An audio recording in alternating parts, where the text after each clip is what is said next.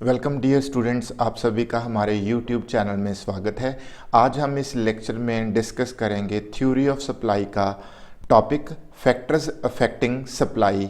ठीक है, इसमें हम वो सभी फैक्टर्स के बारे में डिस्कस करेंगे जो सप्लाई को अफेक्ट करते हैं, यानी कि डिटर्मिनेंट्स ऑफ सप्लाई फंक्शन के बारे में इस लेक्चर में हम डिस्कशन करेंगे। तो स्टूडेंट्स, जो फैक्टर्स होते हैं जो सप्लाई को अफेक्ट करते हैं, ठीक है, उनको हम सप्लाई फंक्शन या फैक्टर्स अफेक्टिंग सप्लाई और डिटर्मिनेंट्स ऑफ सप्लाई भी बोलते हैं। ठीक है, सो सप्लाई फंक्शन जैसे कि ये लिखा हुआ है कि ये हमारी सप्लाई है एक्स कमोडिटी की, तो ये सप्लाई जो एक्स कमोडिटी की है, ये supply of x commodity in factors पे डिपेंड करती है, जो फैक्टर्स हमने राइट हैंड साइड पे लिखे हुए हैं, जैसे कि PX means price of the commodity, PR stands for price of the related good, PF stands for price of inputs, NF stands for number of firms, ठीक है, PE stands for expectation about prices, GP stands for policy of government, T and S means taxation and subsidy, GF stands for goal of the firm and T stands for technology। ये सभी factors जो हमने right hand side पे display किए हैं, अगर इनमें change आएगी तो उसका असर सप्लाई पे पड़ेगा। तो इन दिस वे हम बोल सकते हैं कि जो सप्लाई को इन्फ्लुएंस करने वाले फैक्टर्स हैं, ठीक है, उनको सप्लाई और जो सप्लाई को अफेक्ट करते हैं उनके बीच जो रिलेशनशिप होता है, उसे हम सब जो फंक्शन उसको रिप्रेजेंट करता है, उसे हम सप्लाई फंक्शन बोलते हैं।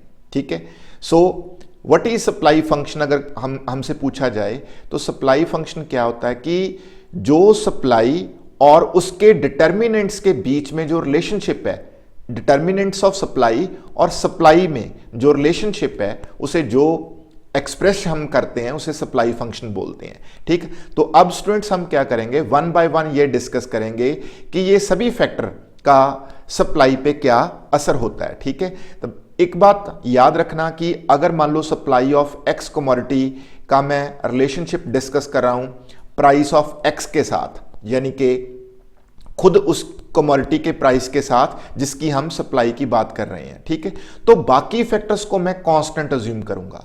अगर मैं रिलेशनशिप डिस्कस कर रहा हूं सप्लाई ऑफ एक्स कमोडिटी का प्राइस ऑफ रिलेटेड गुड्स के साथ, तो सिर्फ ये फैक्टरी चेंज हम कर रहे हैं, बाकी सभी को हम कांस्टेंट अज्यूम करेंगे। सो मेरा ये कहने का मतलब है कि जिस फैक्टर की हम बात करेंगे, जिस फैक्टर का हम रिलेशनशिप या जिस फैक्टर का हम इन्फ्लुएंस सप्लाई पे डिस्कस कर रहे होंगे, वही फैक्टर चेंज होगा, बाकी सारे फैक्टर्स को हम कांस्टेंट अज्यूम करके चलेंगे। ठीक है जी, तो अब हम डिस्कस करेंगे वन बाय वन। तो सबसे पहले हम स्टार्ट करते हैं स्टूडेंट्स किससे, कि प्राइस ऑफ द कमोडिटी के, ठीक है, इसके साथ। सो जो सप्लाई ऑफ एक्स कमोडिटी है वो डिपेंड करती है प्राइस ऑफ एक्स कमोडिटी के ऊपर। ठीक है, अदर फैक्टर्स अगर हम कांस्टेंट अज्यूम करके चलें, अदर फैक्टर्स, ठीक है, अगर हमने कांस्टेंट अज्यूम कर लिए, ठीक है, तो क्या क्या असर आएगा, प्राइस ऑफ एक्स का सप्लाई ऑफ एक्स के साथ क्या रिलेशन है, डायरेक्ट रिलेशन है। अगर students price of x increase करेगा, सप्लाई ऑफ एक्स भी इंक्रीज करेगी। अगर price of x commodity fall करेगा, सप्लाई ऑफ एक्स कमोडिटी भी फॉल करेगी, यानी कि हम ये बोल सकते हैं कि डायरेक्ट रिलेशनशिप यहां पे है between supply of x commodity and the price of x commodity. तो हम अब दूसरे फैक्टर पे चलते हैं, price of related good. So x commodity की सप्लाई पे रिलेटेड गुड के प्राइस का क्या मतलब, ठीक है, इंपैक्ट आएगा। So price of related good कैसे सप्लाई को इन्फ्लुएंस करती है। हाँ, यहां पे भी हम अदर थिंग्स बीइंग कांस्टेंट, यानी कि बाकी फैक्टर्स को क्या हमने अज्यूम कर लिया, कांस्टेंट।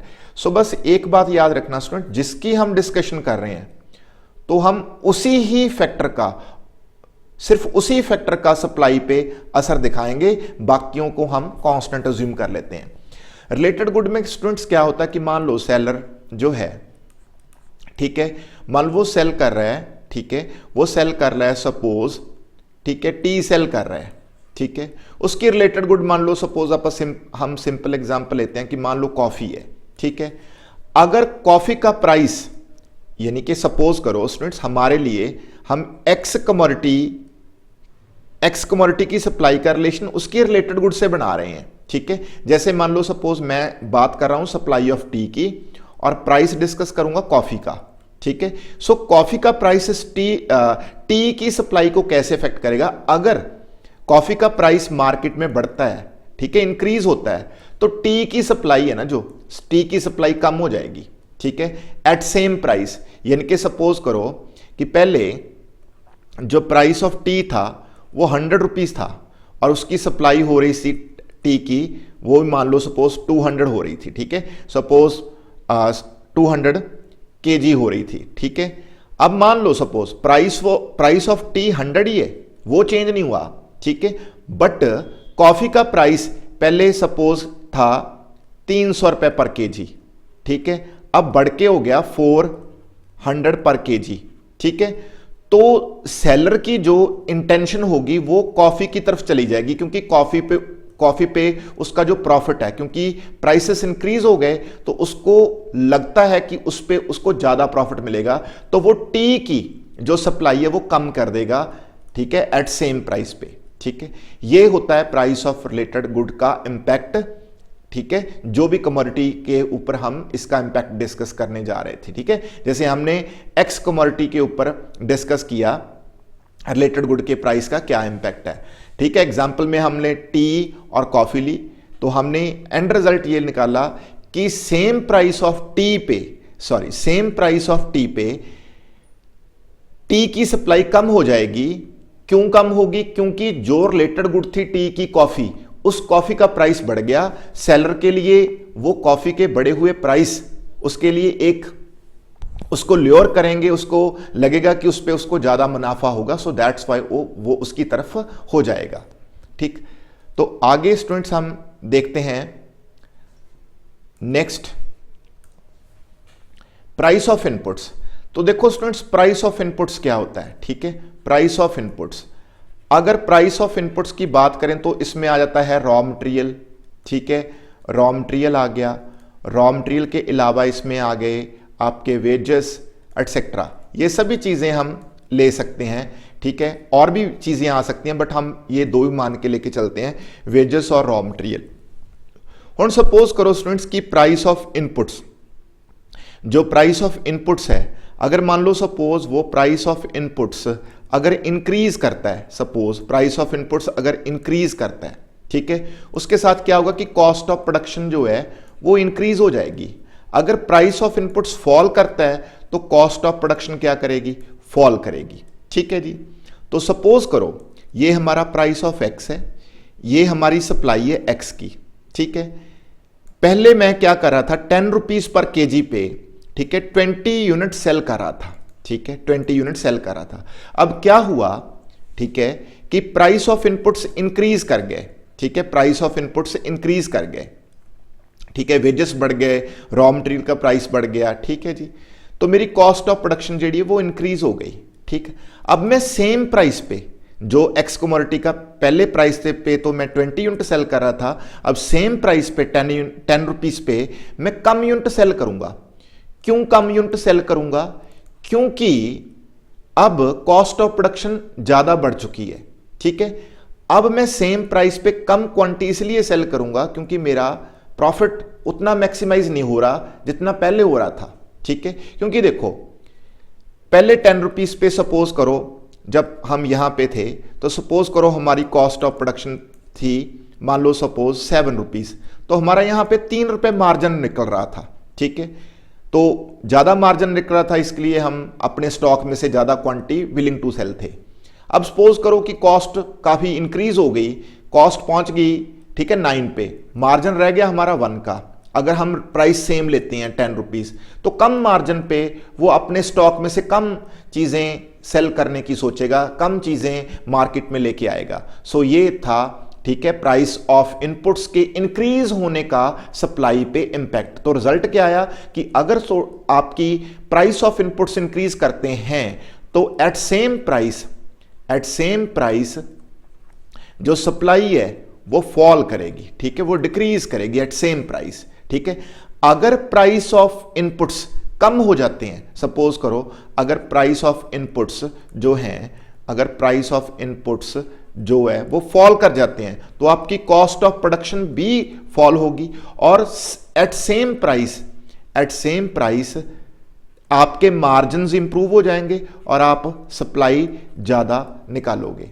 ठीक है, तो ये था प्राइस ऑफ इनपुट्स का जो रिलेशन था, इंपैक्ट था सॉरी, सप्लाई पे। ठीक है, आगे हम डिस्कशन करेंगे स्टूडेंट्स नंबर ऑफ सेलर्स के बारे में। ठीक है, तो नंबर ऑफ सेलर्स क्या होते हैं, देखो जी, नंबर ऑफ सेलर्स का सिंपल रिलेशन है। ठीक है जी, नंबर ऑफ सेलर्स अगर इंक्रीज करेंगे तो सप्लाई बढ़ जाएगी, अगर नंबर ऑफ सेलर्स डिक्रीज करेंगे तो सप्लाई डिक्रीज कर जाएगी एट सेम प्राइस। ठीक है, कैसे, तो हम एग्जांपल लेते हैं। सपोज करो स्टूडेंट्स पहले प्राइस 10 था, ठीक है, और जो सेलर्स थे, ठीक है, मार्केट में वो सपोज थे 100 सेलर थे। 10 रुपीज पर केजी पे 100 सेलर्स मार्केट में जो सप्लाई दे रहे थे एक्स कमोडिटी की, वो दे रहे थे सपोज करो 200 यूनिट्स। ठीक है, अब क्या हुआ, सेम प्राइस पे, ठीक है जी, क्लियर, सेलर कम हो गए, सपोज सेलर 80 रह गए तो सप्लाई कम हो जाएगी ना, क्योंकि सैलरी कम हो गए तो सपोज अब 170 यूनिट्स ही मार्केट में सपोज करो सप्लाई आ रही है। अगर सेलर बढ़ जाते, ठीक है, तो सेम प्राइस पे अगर सेलर पहले तो 100 थे, हमने फॉल करके दिखाया कि अगर 80 हो जाएंगे तो जो सप्लाई है फॉल करेगी। अगर सपोज यही बढ़ जाएं सेलर्स 150 हो जाएं तो जो सप्लाई है वो बढ़ सकती है, सपोज करो वो 300 यूनिट्स पे पहुंच गई। तो इन दिस वे अगर नंबर ऑफ सेलर्स इंक्रीज करेंगे सप्लाई इंक्रीज करेगी एट सेम प्राइस, अगर नंबर ऑफ सेलर्स कम हो जाएंगे तो सप्लाई भी एट सेम प्राइस कम हो जाएगी। तो अगला है स्टूडेंट्स प्राइस एक्सपेक्टेशंस। सो ये इंपॉर्टेंट है थोड़ा सा, ठीक है, प्राइस एक्सपेक्टेशंस।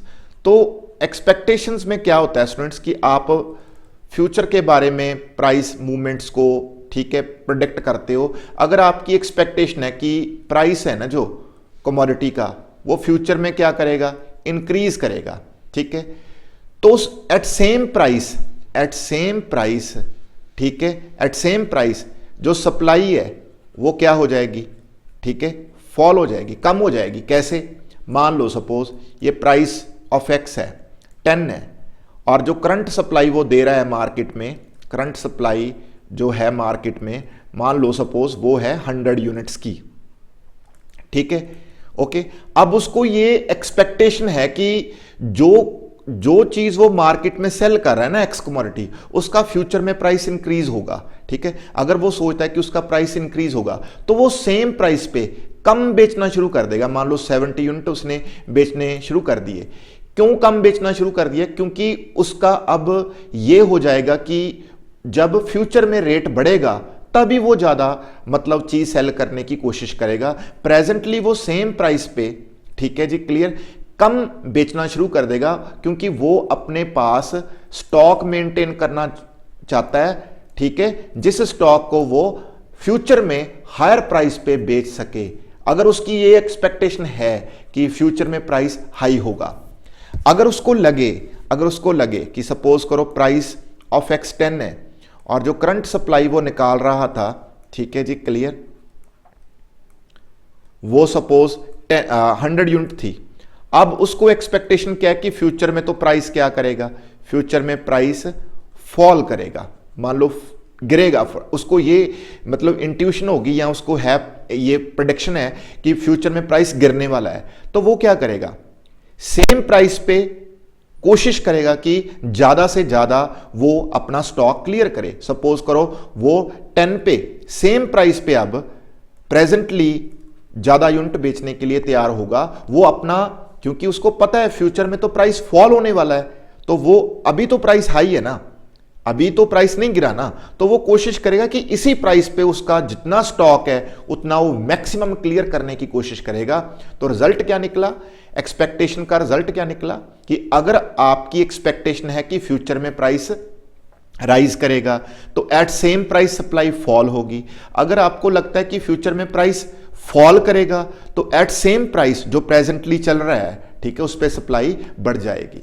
क्योंकि कई बार क्या होता है कि कुछ सेलर्स पैनिक में भी आ जाते हैं, वो पैनिक सेलिंग करते हैं, डर जाते हैं कि कहीं प्राइस बहुत क्रैश ना कर जाए फ्यूचर में, ठीक है। दैट्स वाई वो अपना सारे का सारा स्टॉक क्लियर करने की कोशिश करते हैं, ठीक है। सो नेक्स्ट है students government policy. Government policy में हम बात करते हैं, मेनली हम बात करते हैं, ठीक है, गवर्नमेंट पॉलिसी में टैक्सेशन, ठीक है, एंड सब्सिडीज की, ठीक है। तो टैक्सेशन और सब्सिडीज का स्टूडेंट्स क्या होता है कि सीधा और सीधा कॉस्ट पे इंपैक्ट आता है, ठीक है। तो अब हम जो आपके साथ दोनों पॉइंट्स इकट्ठे डिस्कस करेंगे। सपोज करो सरकार ने टैक्सेस इंक्रीज कर दिए, ठीक है। सपोज करो गवर्नमेंट ने जीएसटी जो रेट है वो इंक्रीज कर दिया, ठीक है। तो पहले प्राइस ऑफ एक्स 10 पे, ठीक है, वो सप्लाई निकाल रहा था, 100 यूनिट वो मार्केट में विलिंग टू सेल था, ठीक है जी। तब उसकी कॉस्ट जो थी वो 8 थी, मान लो जो उसकी कॉस्ट थी, कॉस्ट ऑफ प्रोडक्शन मान लो इंक्लूडिंग टैक्स वो 8 थी। अब मान लो सपोज टैक्सेस इंक्रीज हो गए, टैक्सेस इंक्रीज हो गए तो कॉस्ट ऑफ प्रोडक्शन बढ़ के 9 रुपीज पे आ गई। तो अब वो सेम प्राइस पे 10 प्राइस पे, पहले तो उसका 2 रुपए मार्जिन था, अब उसका 1 ही रुपए मार्जिन रह गया, तो वो क्या करेगा 10 रुपीज पे पहले से कम बेचने को तैयार होगा। सो रिजल्ट क्या निकला कि अगर टैक्सेस इंक्रीज होते हैं, अगर टैक्सेस इंक्रीज होते हैं तो एट सेम प्राइस, ठीक है, एट सेम प्राइस, ठीक है, जो सप्लाई है वो क्या करेगी, वो फॉल करेगी, ठीक है। अगर टैक्सेस फॉल करते हैं, ठीक है, टैक्सेस फॉल करते हैं तो एट सेम प्राइस, ठीक है, सप्लाई क्या करेगी, सप्लाई इंक्रीज करेगी एट सेम प्राइस, क्योंकि अगर टैक्सेस फॉल होंगे तो उसकी जो कॉस्ट है वो कम हो जाएगी, ठीक है। सब्सिडी के साथ उल्टा होता है स्टूडेंट्स, ठीक है। सब्सिडी देखो, सब्सिडी बेसिकली क्या होती है, सब्सिडीज जो होती हैं वो बेनिफिट्स होती हैं जो सरकार प्रोड्यूसर को ऑफर करती हैं, ठीक है। सब्सिडी कैश की फॉर्म में भी हो सकती है या किसी अदर फॉर्म में भी हो सकती है, जैसे सरकार ने इलेक्ट्रिसिटी का, ठीक है, रेट हाफ कर दिया, या जैसे मान लो सपोज कोई और कोई रॉ मटेरियल है उस पर सरकार ने उसको हाफ रेट कर दिया, या कैश सब्सिडी ऑफर कर दी। तो सब्सिडी बेसिकली प्रोड्यूसर के लिए बेनिफिट है जो उसकी डायरेक्टली और इनडायरेक्टली कॉस्ट ऑफ प्रोडक्शन को कम करती है प्रोड्यूसर की। सो इस करके अगर सब्सिडी गवर्नमेंट ज़्यादा ऑफर करेगी, ठीक है, ज़्यादा सब्सिडी ऑफर करेगी तो एट सेम प्राइस सप्लाई बढ़ेगी। क्यों बढ़ेगी, क्योंकि सब्सिडी ज़्यादा मिलने के कारण अब उसको सेम प्राइस पे भी लगता है कि वो सप्लाई ज़्यादा करेगा तो उसको अच्छा मुनाफा हो जाएगा, ठीक है। अगर सब्सिडी फॉल हो गई तो ऑब्वियस है सब्सिडी फॉल कर जब होगी, जब गवर्नमेंट कोई विदड्रॉ कर लेती है कोई सब्सिडी तो कॉस्ट बढ़ जाती है।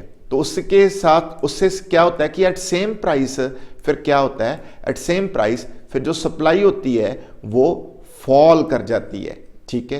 क्योंकि फिर उसको जो प्रोड्यूसर होता है, सेलर होता है, उसको लगता है कि अब मुझे सेम प्राइस पे ज़्यादा नहीं सेल करना चाहिए क्योंकि सेम प्राइस पे उसको अच्छा प्रॉफिट नहीं मिलता इस वजह के साथ, ठीक है। तो गोल और ऑब्जेक्टिव ऑफ द फर्म क्या होता है, देखो स्टूडेंट्स, जो ये फैक्टर है ना गोल और ऑब्जेक्टिव ऑफ द फर्म, ये भी सप्लाई को इन्फ्लुएंस करता है। जो गोल होता है ना फर्म का वो 2 तरह का होता है कि एक तो या तो फर्म प्रॉफिट को मैक्सिमाइज करना चाहती है, ठीक है, कई बार फर्म्स इस फोकस में होती हैं कि उन्होंने प्रॉफिट मैक्सिमाइज करना है, या उनका फोकस होता है कि उन्होंने सेल मैक्सिमाइज करनी है, सेल मैक्सिमाइजेशन करनी है। इन दोनों में फर्क क्या होता है कि अगर तो फर्म का गोल है सेल को मैक्सिमाइजेशन करना, सेल्स मैक्सिमाइजेशन उनका गोल है, ठीक है। तो अगर उनका गोल है सेल मैक्सिमाइजेशन करना तो वो क्या करेंगे, एट सेम प्राइस पे ही मोर सप्लाई ऑफर करेंगे, यानी कि ज्यादा बेचने की कोशिश करेंगे क्योंकि उनका मकसद क्या है, सेल मैक्सिमाइजेशन करना, ठीक है। अगर उनका गोल है प्रॉफिट मैक्सिमाइजेशन तो ऑब्वियस बात है फिर तो वो क्या करेंगे, हाई प्राइस पे ही सप्लाई इंक्रीज करेंगे, सेम प्राइस पे सप्लाई इंक्रीज नहीं करेंगे। अगर प्राइस इंक्रीज होगा तो ही सप्लाई इंक्रीज करेंगे, अगर उनका ऑब्जेक्टिव है प्रॉफिट को मैक्सिमाइज करना। एक पॉइंट है स्टूडेंट्स टेक्नोलॉजी। जो टेक्नोलॉजी है ना, ठीक है जी, टेक्नोलॉजी में जो चेंजेस आते हैं, ठीक है, वो भी सप्लाई को इन्फ्लुएंस करते हैं। टेक्नोलॉजिकल चेंजेस सप्लाई को कैसे इन्फ्लुएंस करेंगे, इसको हमने यही देखना है कि जो टेक्नोलॉजी आ रही है, जो टेक्नोलॉजी में इंप्रूवमेंट हो रही है, अगर वो इंप्रूवमेंट इन टेक्नोलॉजी, अगर वो इंप्रूवमेंट इन टेक्नोलॉजी, ठीक है, आपकी कॉस्ट को कम कर रही है, ठीक है, और आपकी एफिशिएंसी को इंक्रीज कर रही है, आपकी एफिशिएंसी को बढ़ा रही है। अगर टेक्नोलॉजी की चेंज, अगर टेक्नोलॉजी की चेंज आपकी कॉस्ट को कम कर रही है, एफिशिएंसी को बढ़ा रही है, तो क्या होगा, एट सेम प्राइस पे हम, जो सेलर है वो मोर सप्लाई करने की कोशिश करेगा, मतलब एट सेम प्राइस वो सप्लाई को इंक्रीज कर देगा, क्योंकि अब टेक्नोलॉजी की इंप्रूवमेंट होने की वजह से उसकी कॉस्ट कम हो गई है, सेम प्राइस पे भी उसको अच्छे मार्जिन्स मिल जाएंगे, तो वो ज्यादा क्वांटिटी विलिंग टू सेल करेगा। सो ये थे स्टूडेंट्स आपके वो सभी फैक्टर्स, जैसे ये सभी फैक्टर्स को हमने वन बाय वन देखा कि वन बाय वन कि सभी फैक्टर्स सप्लाई को किस वे से, किस तरह से अफेक्ट करते हैं, ठीक है जी। तो ये था students lecture determinants of supply के बारे में। इन शॉर्ट हमने आपसे डिस्कशन की। होप सो आपको ये लेक्चर, ठीक है, अंडरस्टैंडेबल होगा। Thank you ji.